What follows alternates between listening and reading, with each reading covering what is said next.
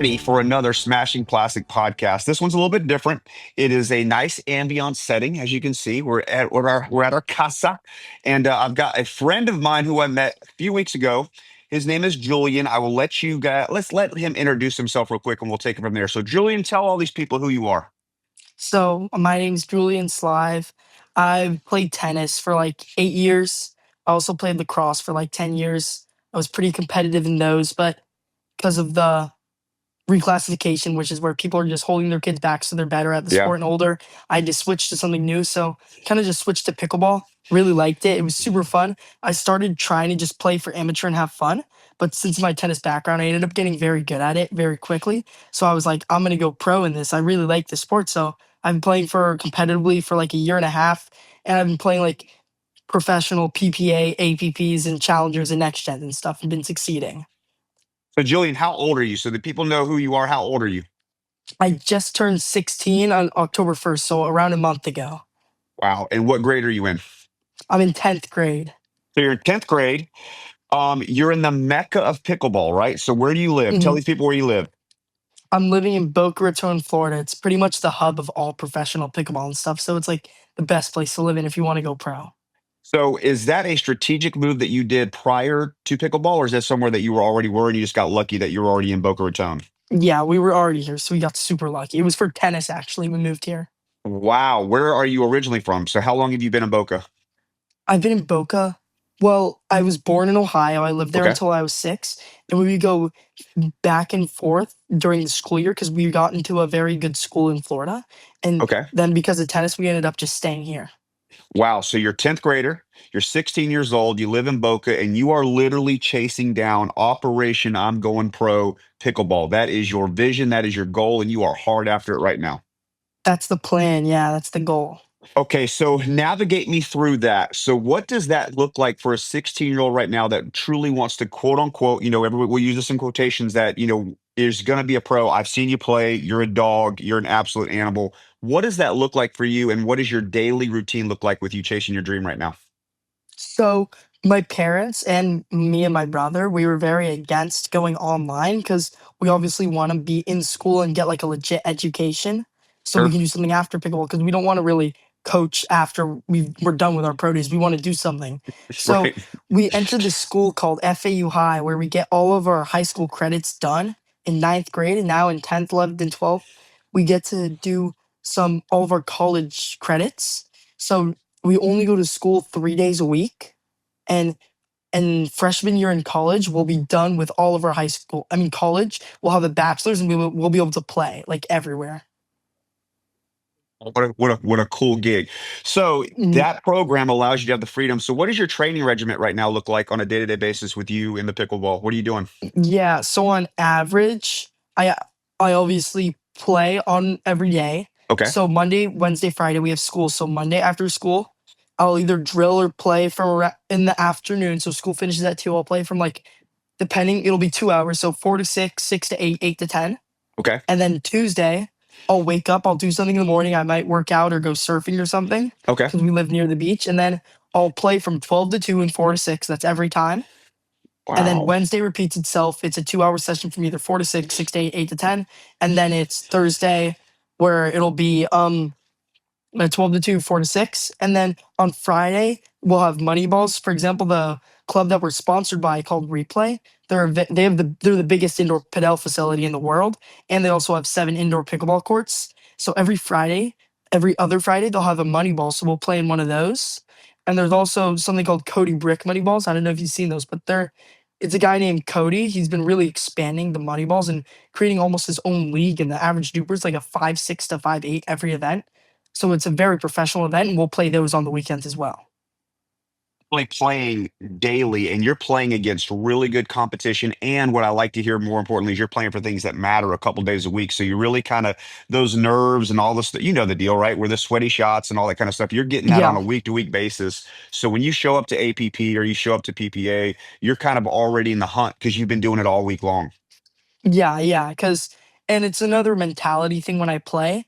I'm really big into practicing the shots that I'm very big into getting confident on difficult shots that will completely change the course of the game at 10-10. So, for example, 10-10 in the first game, like, say I'm playing against a team that's better than me, like, Sure. I'm confident. I'm trying to practice being confident. I'm hitting an aggressive shot that's like most people would think I would never hit that shot at 10-10, but I'm trying to become confident at that so I can change the momentum, go up 11-10, win this first, and then win the second. That's kind of like mentality.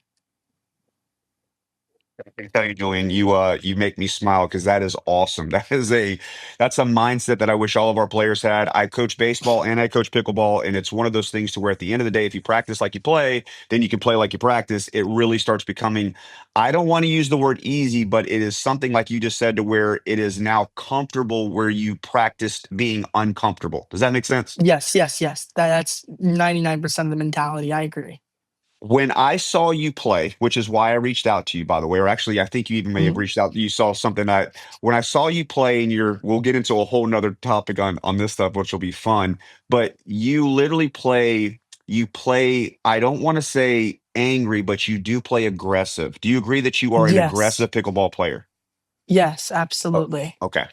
What I have noticed, and I think this is the new movement. I'm sure you can attest to this that I am seeing more and more, especially in the younger. Because now, I mean, like right behind you right now, right? I'm watching Dallas right now.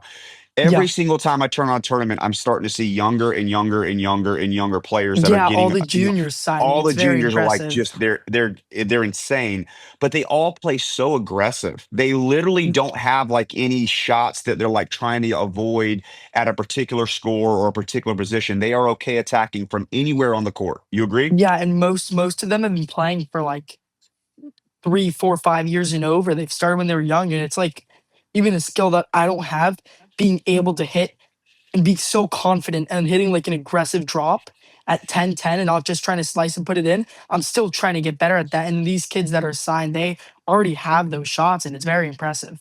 Yeah, they roll flick. They do everything from below the net, things that like literally, you kind of, You would think they're impossible. yeah, you don't want to do them, especially at a critical point where, the deal, Mhm. like 1 point turns into 3 points before you blink sometimes. You're like, how in the world, especially like singles, right? I don't know how you feel, but in singles, Yes. one shot can turn into three shots and you're out of the match before you even know what happens sometimes. Yeah, Um, I completely agree. I think I really it's interesting, but the more and more I watch players like you, it really is it's got to be scary for the guys that are up top right now with all you young jokers coming up that are absolutely animals on the pickleball court. Like you guys play a whole nother game and it's a lot of fun to watch. And I completely agree, especially like me, my brother, and all these other juniors. We all have shots that most people at the professional level might not even have. So if you think about it, say we're all playing our best, we're not missing anything. I think any of us can compete or beat any of the top pros. Like realistically, if I play them 10 out of 10 times, I'm probably not going to beat them 10 out of 10 times, but I might get that one day where me and my partner are fully on, and there's a very high chance like I can compete and beat anyone on the pro tournament in the circuit, I think.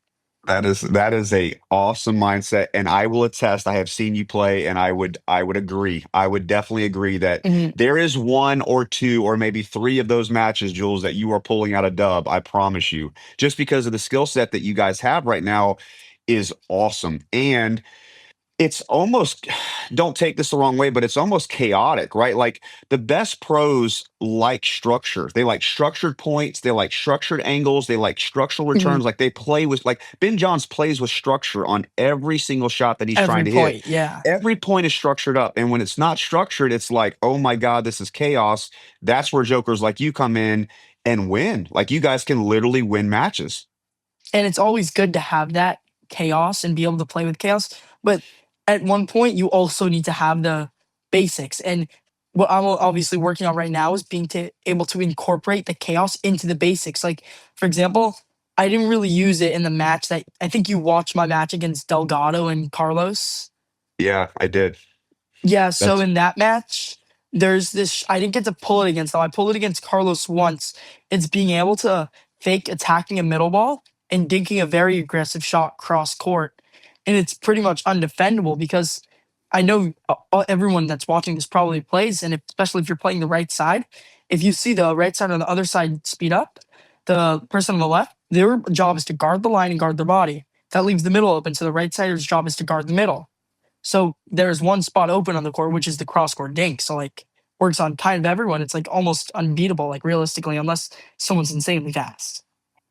The skill of the person who defends that is so rare that like when you need that critical shot to do it, I feel like you're absolutely right. Like it really is an undefendable shot. Like Yeah. it's sick. And I know exactly what you're talking about. And I smile because the people that are listening are going to be chuckling, especially those pickleball heads that are listening to a 6-year-old talk how technical you are and thinking about your pickleball game is the reason why I wanted to get you on because Mhm.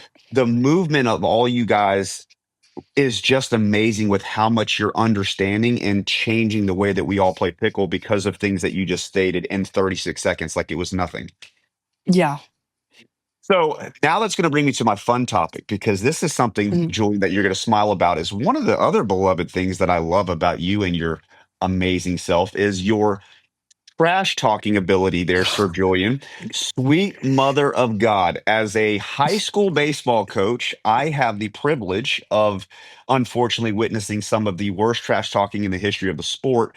But now it's in pickle. Like I'm sure you're seeing this. It's more and more and more and more. So I have a couple questions for you, and there's no right or wrong answer. Yeah. Number one, are there particular players, and we'll even use his name, Delgado, for instance, is who you're playing against that I watched. Are there certain players that just draw that out of you, or is that just simply something that you do that you play with? Well, there's a little. I don't always play with trash talk. Most of the time, I don't. There was a little backstory about. I think he's. I've never really gotten to know James. I think he's a great guy. He's a very good player. But I know my brother, and I'm assuming you know Will Schaefer, the I pickleball do. gymnast. I do. My Yep. brother and Will smoked Delgado, and Delgado was saying some unnecessary stuff to Ben and Will, who were getting pretty hype. So I took that in consideration into the next match I played against him. Got That's it. kind of the reason I got pretty hyped up. I don't. I think there's only been two times where I've trash talked someone like that, and that was one of them. Gotcha. Do you see it a lot more? Like, for instance, your money balls that you play in, do you see and are you incurring more and more of that? Because I personally, I play daily, have a group, I coach. I like banter to a point to where as long as it's not quote unquote personal, if it's in regards to the shot or regards to something that, is whatever it may be, that is not a personal, I love it. I feel like Mhm. it's fun, the jabs, the jibs, like it makes it you know what I mean? It makes it comical, but at the same exact time, I do know without a shadow of a doubt it can get personal, and I do my bestest not I to have that completely happen. agree. Yeah, and especially in the money balls, it's very tough because these money balls, people aren't really traveling from out of state. So if you think about it, I'm gonna be playing with these players I play against. Right, So there's right. absolutely I'm fine. Sometimes I'll get loud, but I don't think I'm gonna trash talk and say bad and make fun of their misses. I think I'm only gonna get hype about my team's good shots and winning just because I'm gonna play against or and with these players multiple times over and over again. Right. So it's not something that it's a rare occurrence where if you and I travel to Vietnam, we're going to see those people one time in our life and it is what it is. But you're exactly right. You're going to playing guys that you could see 3, 4 times a month. They may be in the next money ball that you play with. You want to make sure you don't have the relationship where you've got quote unquote beef because of something silly in regards to a pickleball shot. Yes, I completely agree. And there's also like other reoccurrences of it's not necessarily trash talk, but it's very similar to it. Like everyone obviously knows this new shot, the body bag, and like Right. people getting ripped through the chest. Right. So I'm pretty sure you know my partner I played with against Delgado with Alex Guy. Hmm. He's like notoriously known as one of the biggest trash talkers in the game. Right. So we Right. actually played against each other in Bristol Okay. in PPA quali's first round, and everyone expected it to be a very big trash talking match. And I don't think a single bad word was said between each other, except for the fact that I think there was 15 body bags in the match. Like there's Wow. I Wow. posted it on Instagram with all of us getting bagged. It got like 30,000 views. Like Wow. PPA Slugfest. It was super funny, and it like all started with this crazy defensive point. And the guy that Alex was playing with named Johan, he's like the best platform tennis player of all time. He has like the heaviest hand in pickleball. He's very good. Okay. But he with very good defensive point, he hit like a semi drop shot. It was a dead ball in the mid court and ended up ripping it back and it hit him right in the forehead. Oh my Full speed. God. And Oh my next point, God. he just ripped it through my chest and it just went from there. Oh my gosh. Well, where do you see the line? Do you think that PPA, and this is just an opinion, do you think PPA is going to end up stepping into? Because as you know, it's not just you; it's literally every other match now. When you're on certain, especially the higher the level that I'm Yeah, starting to see, do you think that PPA is going to start stepping in at some point and being like, "Hey, do we need to tone this down?" Or do you actually like it? Do you prefer it? as long as it's not personal, I think it's fine. I think so too. I think as long as it stays generic in regards to the actual playing and not has nothing to do with. Yes, yeah, Yeah, yeah. I think though, yeah, unfortunately, with the world that you live in, is now you have readily access available information to things that can hurt you. So, for instance, Julian, I've never met your mother. You and I both know I don't know who your mom is. yeah. But if I showed up courtside that said, "Hey, your mom is XYZ," then all of a sudden now I'm personally attacking you. You know what I mean? To where we've got to make sure it doesn't have stuff like that. Because in high school baseball, believe it or not, Julian, we have that. We literally have things That's like that. just too much. Yeah, It's I crazy. completely agree. I think it should stay in regard to the game. It should stay something as if you were off the court, would I say this to you? And it should Right. be a no. And it's only an on the court thing. And like getting personal, that's the biggest thing about trash talk, which I really try to stay away from. And I think that's what realistically everyone stays away from. I love it. I think as long as, again, I think you're right on point, and it's going to be interesting to see can we keep it there? Because if it's there and it's only about, that's open all day, or you know the deal, the And sayings that's that we, completely fine. yeah, That is we keep completely it, we fine. keep, yeah, we keep it. It is what it is, and it's part of the game. Because if I'm playing against you, Julian, I've seen you play. I need every advantage I possibly can get, and if I can get you to where you give me one free serve because you're pissed at something that I said, then I'm going to take that free point, right? It's part Yeah, of it. absolutely. And like as long as it can be like Biden and James match, I think that was a little over the top. It wasn't getting personal, but it was getting pretty spicy. But as long Spicy. as it's like in regard to this shot, like nobody's home or it's open or not there, like that's completely fine. And I think if that gets in your opponent's head, that's an advantage for you, and that's just a weakness to exploit on the opponents. Like the same way as if someone had a bad backhand, like you would exploit that. If they have bad mental game, you would exploit it as well. 2%. And it's entertainment. And let's be realistic, you're trying to play on the highest levels that there are. And I love pickleball just as much as you do. But watching it from afar, when you start having stuff like that, it does become more entertainment. And the more eyes, the bigger the contracts, the more players that are attracted, like all of that stems. I don't want to say that stems from trash talking, but I do want to make sure that I say it stems from entertainment. And it is. It's a lot of fun as long as it doesn't get personal. Because let's be And realistic, I completely you know, agree. we're what at 7 feet, maybe 9 feet away from the person that we're muttering stuff to. So it can get real quick, real spicy, real Yeah, quick. and you You never know, want that. no, absolutely don't. Get ready to dive into a world of greatness with Smashing Plastic Pickleball. Elevate your game and look good doing it. From beginners to pros, we've got gear for every player. But that's not all. Planning an event? Let our experienced team make it a smashing success. Want to improve your skills? Our certified PPR professionals offer top-notch coaching, clinics, and lessons for all levels. Don't you wait. Experience the greatness of smashing plastic pickleball today. Visit our store, join our events, and unleash your pickleball passion. So talk to me about your brother because I want to make sure that you. So your brother plays as well. Is that right? Yeah, yeah, he's very good. Like he beat Delgado 4-3. He's playing really well.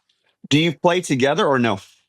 We did. We To be honest, we probably had our biggest win together of our Okay, careers. We beat Goins, you know, Lucian Goins. I do. I do. And I Zane do. Ford, we beat him in doubles at a Really? next gen. Yeah, like in December. So, but sometimes we just try new things because we're so young. We're just kind of getting into the professional aspect, the professional level. There's no point in not trying to get new partners in. We recently played a tournament together. It just didn't go the way we wanted to. We were both just not playing our game. So we're just trying to, we obviously want to play together, but we're obviously trying new things out and stuff. So we can find new partners. But yeah, we do play together sometimes. So navigate me through that, man, because I think that it is probably the most misunderstood concept in pickleball, especially when you're dealing with doubles, is that relationship with partners. So your brother is how close in age you guys, your brother? You guys are close, right? How Twins. you guys are legitimately bona fide twins. So Yeah. walk me through how important it is, the partner relationships that you're looking for, and do you like complementary partners that are similar to your personality, or do you like somebody that's like completely different? It just the personality I don't really care about. They can be the quietest player on court, or they can be the loudest player of all time. I don't really care about that. It's the game style. Like, for example, like I like to attack a lot and play very Right. aggressive.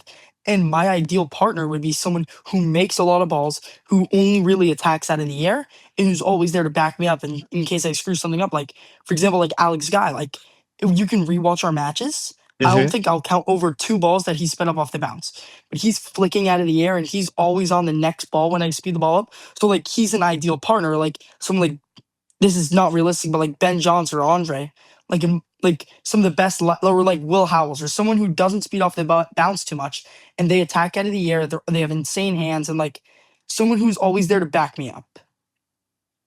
Most people don't know about this, but your hashtag, like your handle, you're the right side guy, right? Like your right Yeah, side, you are the right side guy.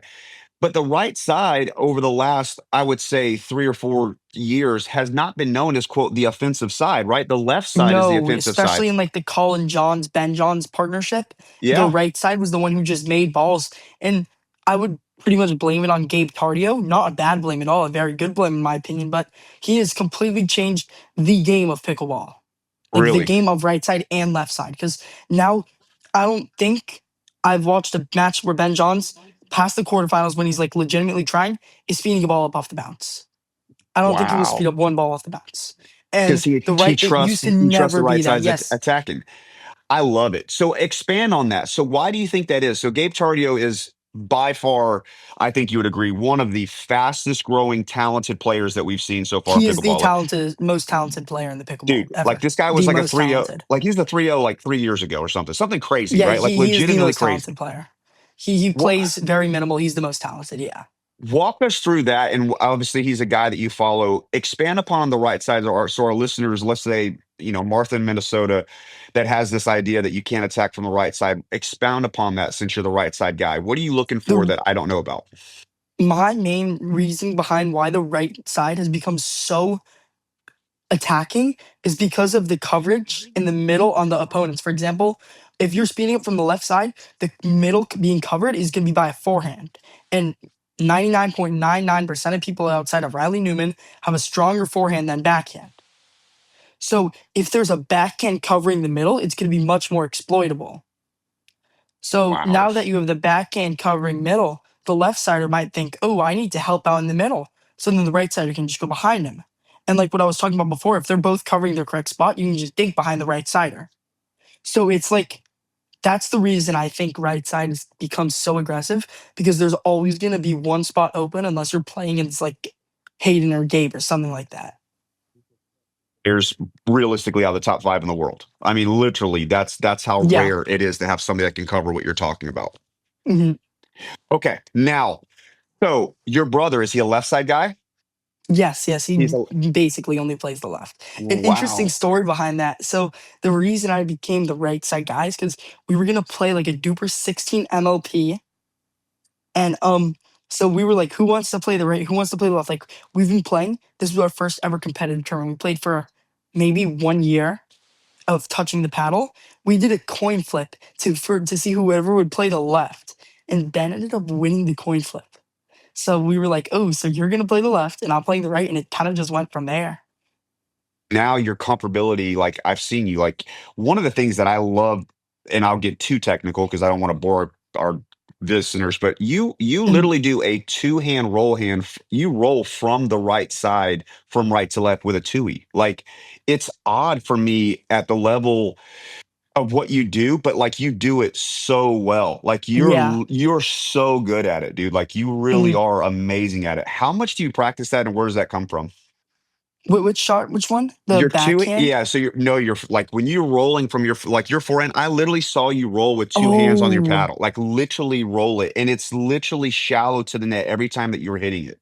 It was oh insane. yeah. Well, actually, don't really practice that much. I've kind of just been good at it. I Really? figured it out once. So basically, the first tournament where I played with a partner that was better, like not like that was a margin better than me, was Next Gen in St. Louis with Ronan. I'm sure you know who Ronan Cameron is. I do. I do. So he gave me the opportunity to play with him. And in alternate men's, I figured out playing with him the open cross court spot. So it was I was playing very nervous in our semifinals of alternate men's. And we had 6 match points against. And on the 6th match point, I noticed that the cross dink was wide open. And I was like, I'm never gonna have another chance like this. I'm gonna try this shot. And it ended up being a winner. We won 13-11, 11-3. So the shot kind of came from there. And it's 2-on-1 kitchen games that help me practice it a lot because I've been practicing taking bigger swings, taking smaller swings. And what works the most, I figured out, is taking a big swing, not for the shot itself, but to show the opponents that I'm speeding up.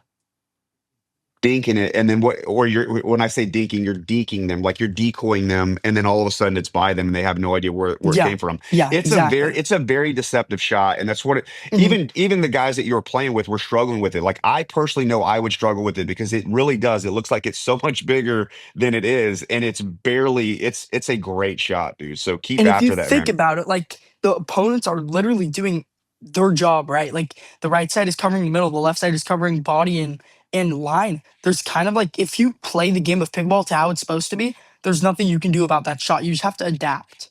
So in match, and some players just can't do that. Especially when you start getting the nerves and you start getting to the point where the points matter and you start getting, and then the last thing they want to do is stab it and pop it up. And now, your left side guy is going to absolutely make them eat it. You know what I mean? That's the last Yes, thing they want to do. absolutely. Yeah.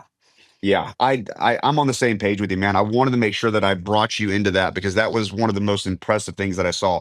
The other thing I like is how quick you transition up. Like you move, like you legitimately move really, really well on the right side. And Do I you blame that on tennis, to be honest. It was Is kind of that where all it comes tennis from? So, from the because those footwork. feet, Yes. Yeah. yeah, your feet are amazing. For a 16-year-old kid, dude, you are lightning. And because you're not big, right? Like I'll be the first to tell you, you're not No, big. no. You're not a big kid that's going to be intimidating. Where even your player that you're playing with, he's a good sized kid. Like Alex, yeah, he's like yeah, 6'2". Yeah, he's yeah. pretty tall. And then you've got you. So I don't. What are your measurements? Where are you at, Julian? Some people Like that are five listening, eight, 5'7", 5'8", 135, like smaller soaking guy. soaking wet, soaking wet. Do you Mm, feel like that frame is an advantage more so than people give you credit for? Because I do. I feel like if I can make a pickleball player, you right now are kind of the spec that I would look for, just so you know. Like, to be honest, I don't really think frame really has anything to do with pickleball. Like, you can look at Andre Dascu, and then you can look at Hmm. Hayden Patriquin, tallest, shortest guy, and they're both top 5 in the world. So I don't think height really has to do anything with it. I think it's just skill. Like, that's the thing I really like about pickleball, because realistically, anyone can play. Doesn't matter if you're tall or small. There's no advantage except for reaching in, but then you can get bagged. Like, for example, I don't know if you know this guy, but Andreas, he's like 6'8". Okay. He played on the Atlanta Bouncers like 3 years ago, and he's 6'8". He has an advantage of reaching in. Like, I don't think Sure. I can hit a dink that he can't reach in on. The Sure. problem is he can get bagged because he's such a tall guy. Like, you can just Right. toss it at his chest 10 miles an hour, and he probably won't move out of the way.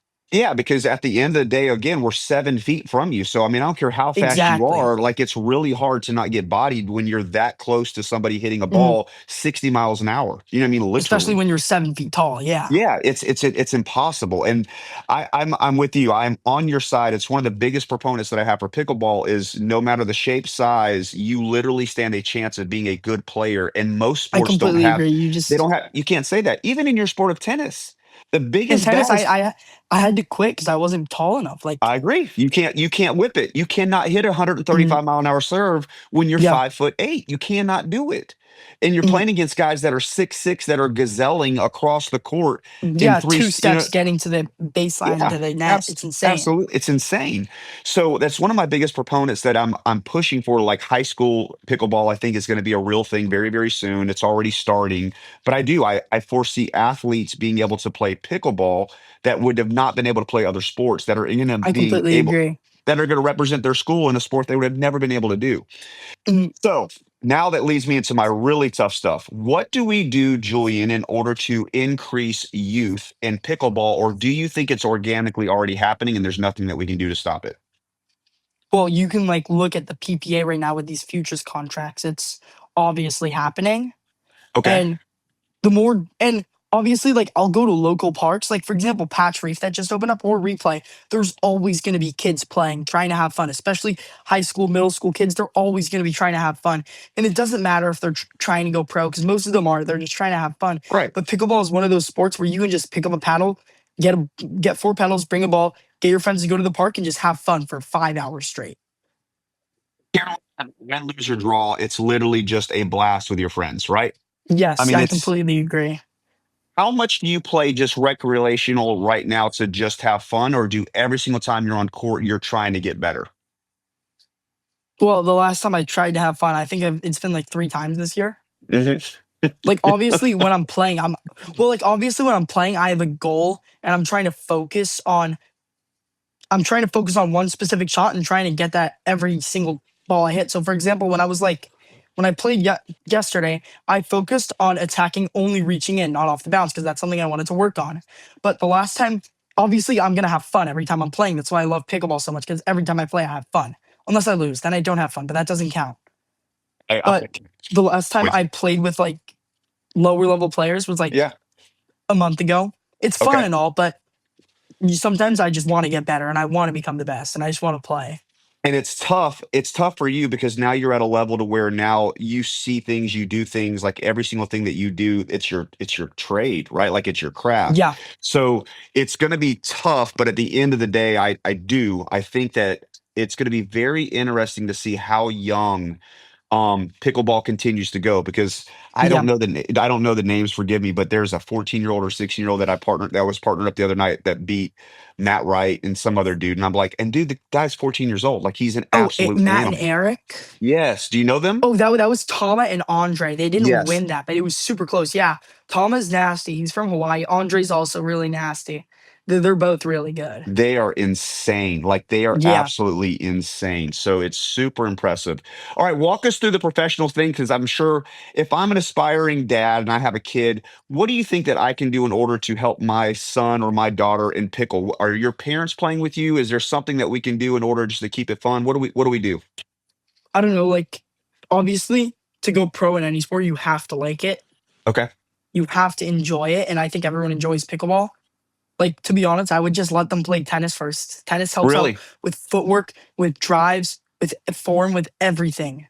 Okay. Like 80% of the top pros are tennis players. This is true. And I This don't is know, definitely true. like obviously really support their dreams, like care for them, even if it does cost money. Like for example, like playing all events in PPAs is like $900. Just like really caring for it and like taking into account that that's their dream to go pro and fully supporting them as a parent, like driving them to practice, taking them to tournaments, and mainly stuff like that. Now, my next question is going to be: so where do you see yourself literally a year from now, Julian? So you're getting close, and I've seen you. Where are you going to be a year from now? Where's your goal? Where do you want to be? Grinding APPs. So APP or PPA, you're in the APP. Can you walk us through the Mhm. biggest difference? So people don't know. So what's the difference between PPA and APP? Just two different communities. Obviously, you look at the PPA, they're all the best players. Okay. But the reason we don't want to go PPA because we used to be coached by Will Howells. Okay. I'm sure you know who he is. Yeah. I do. And he really taught me a lot, not just about pickleball, but the mentality. And he really taught me that winning is such a skill. And if you don't learn how to win, you'll never be good at it. So Mm, that's the reason we don't want to go PPA, because realistically, these kids, anyone like me, Ben, or any of these kids are going to lose second round playing against a top 4 seed. Like got it's it. almost impossible to beat Ben Johns. Like it's nearly Right. impossible.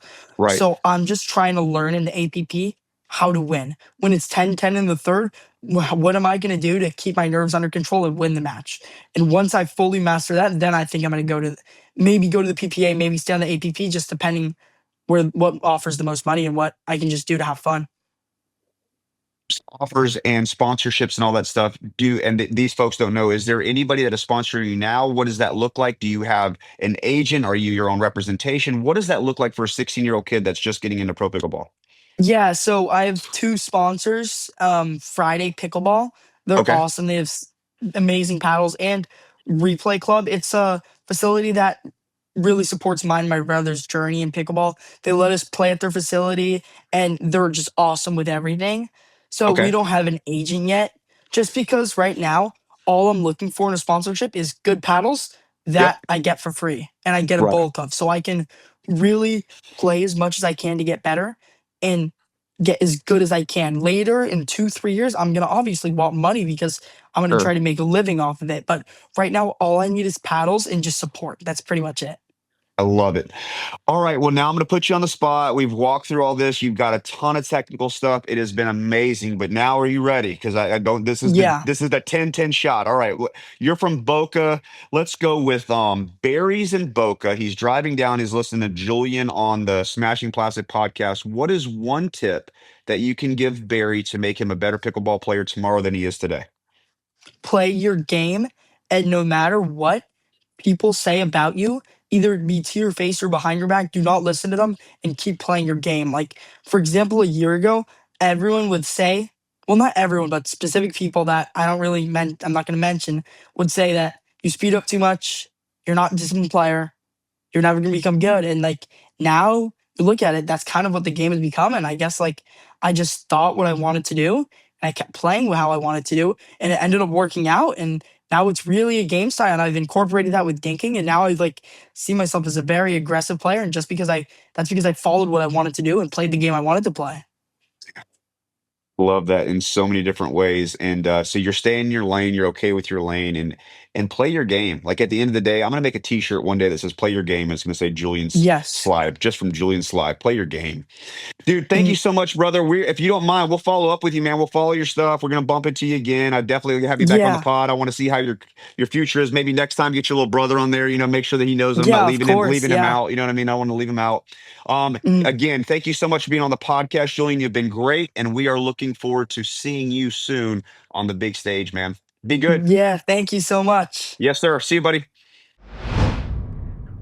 Hey everyone, Coach Tommy here. Thanks for tuning in to Smashing Plastic. Big shout out to Sean Monahan for the music, production, and editing. Don't forget to hit the like and subscribe for more awesome content, and be sure to follow us on Facebook and Instagram. Those links are in the description. Now let's get out there and smash some plastic.